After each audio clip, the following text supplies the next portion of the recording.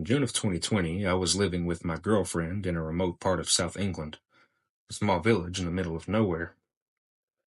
Every direction of travel from this village was miles and miles of forest and fields with no inhabitants, and more importantly, no phone signal.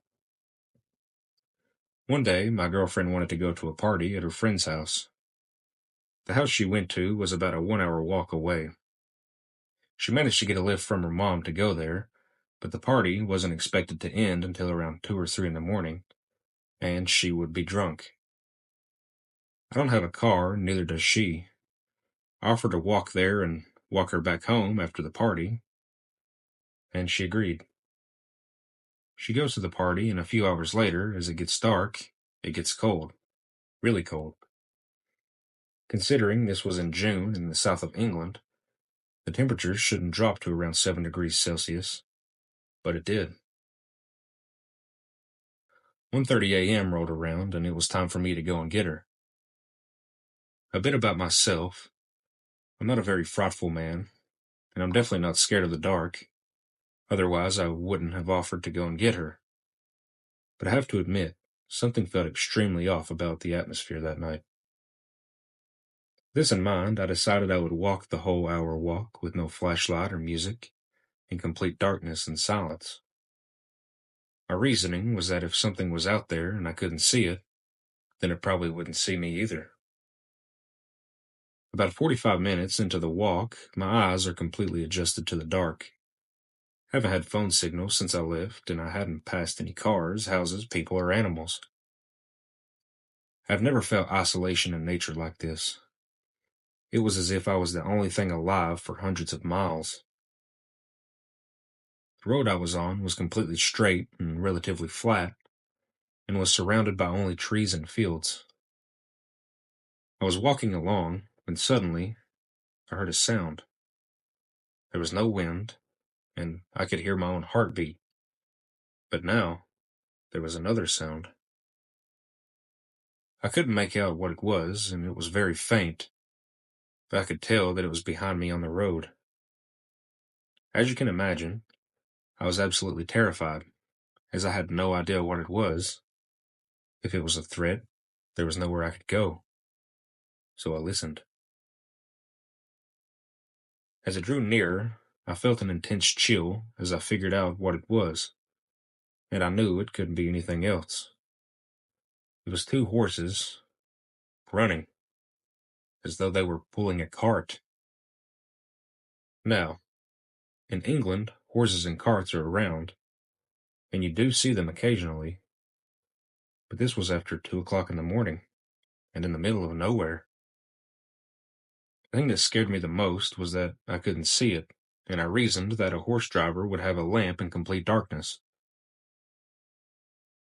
I then turned and started to slightly jog, not run, as I felt disbelief and confusion. As I ran, the horses sounded like they had begun to run themselves, and I heard the faint sound of a horsewhip. I then ran for my life, but the horses were gaining. After about 150 meters of running, I came to a terrifying realization that these horses were much faster than I was, and that I was not going to outrun them. I did the only thing I could think of.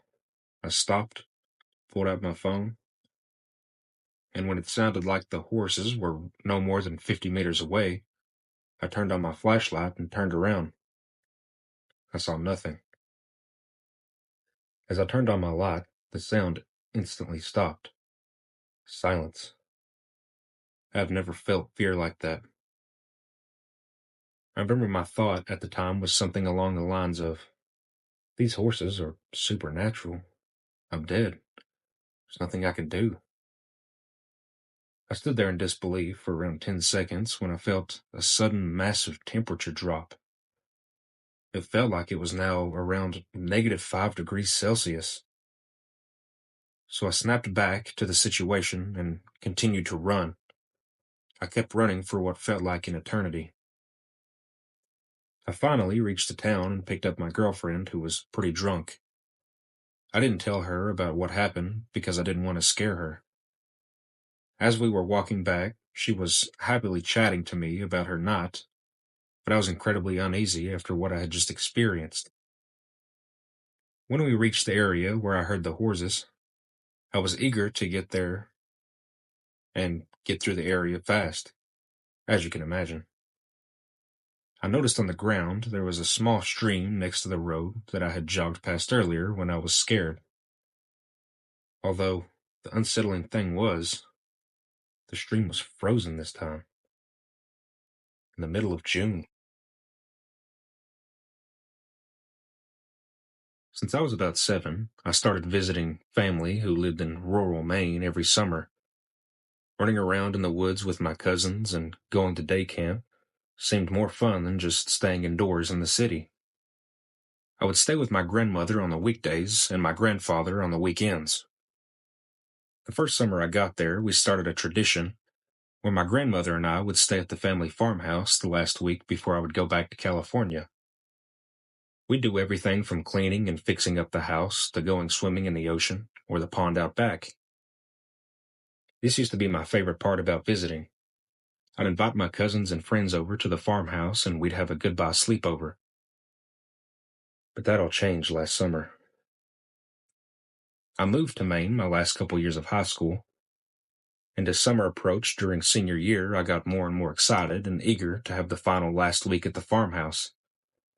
This one meant way more since my friends and I had all graduated and we were parting ways soon. And since we were all 18, I managed to convince my protective grandmother to let us stay the night alone. The last days of August finally came, and Abby, Trinity, and I found ourselves standing in front of the farmhouse. Excited out of our minds, we grabbed the chips and drinks and sleeping bags from Abby's car, and racing through the house like children, as the sun started to set, we decided it would be a brilliant idea to go swimming at the pond while it got dark. We had had a couple drinks, but we were more than confident in our swimming abilities, since we had always been the highest swimming level at camp growing up. The pond was in the forest behind the house, so the water was always freezing because of the springs from the trees surrounding it. First jumped in Abby, then Trinity and I jumped in together. We splashed around and swam out to the middle of the pond. That's when I felt something bite my foot. The water was murky, so I couldn't see what it was, but I did swim back to the rocks. Trinity and Abby closely followed since they had gotten scared. The sun had gone down, so we had to walk back to the house to check it out. The pain made it hard to walk back up to the woods, but the fear definitely gave us the adrenaline we needed. When we got back to the porch, we looked at my foot, but weirdly nothing was there. No cut, not even a scrap from jumping onto the rock. Abby got annoyed at me and jokingly yelled at me about being an over-exaggerator and ruining the fun. Trinity slowly followed. We all laughed about it, but I knew I had felt something. This didn't make any sense. As the night progressed, we were eating chips and sitting by the fireplace in the living room. We were talking about our future plans and about meeting up next month for a concert, when all of a sudden I started to feel dizzy. I went to the bathroom to wet my face. This was our last night together. The last thing I wanted was to feel ill. A shooting pain struck my foot. It was so intense it almost brought me to my knees. That's when I looked down and saw it. Bite marks. But not just any bite marks from a fish or something.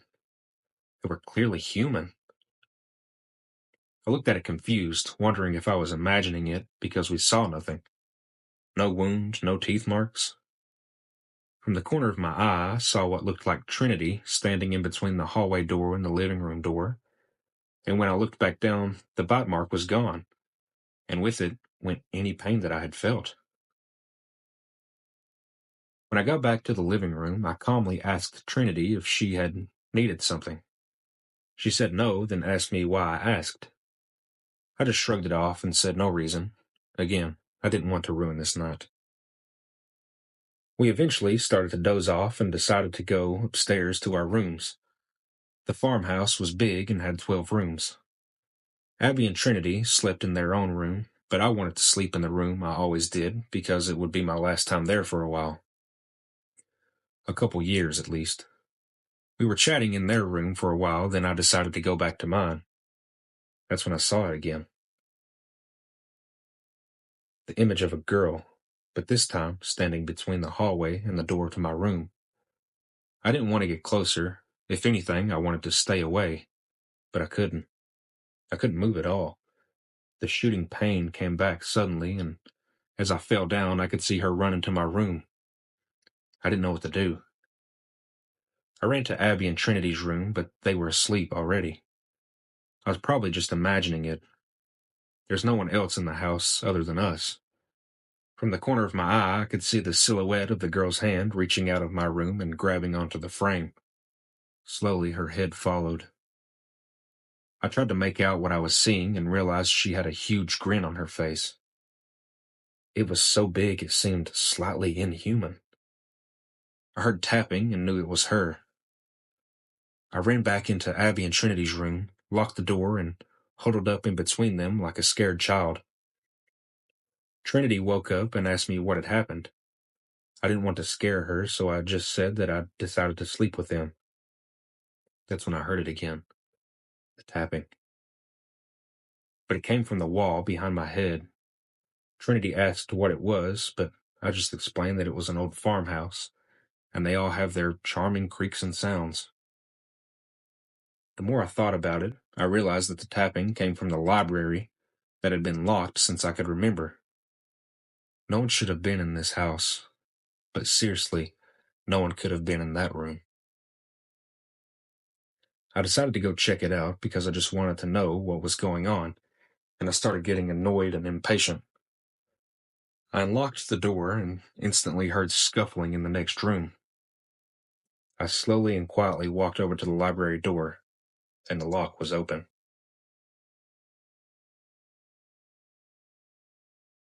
I was 12 years old at the time, and I lived in a very small town. It was summer, and I had just walked 2 blocks to the movie store to return our DVD that we had rented. And I, of course, decided to stop and get a snow cone at the snow cone stand before walking back home. I was maybe a half a block from my house when I saw a car turn off the main highway, and immediately my gut dropped, so I sped up my walking.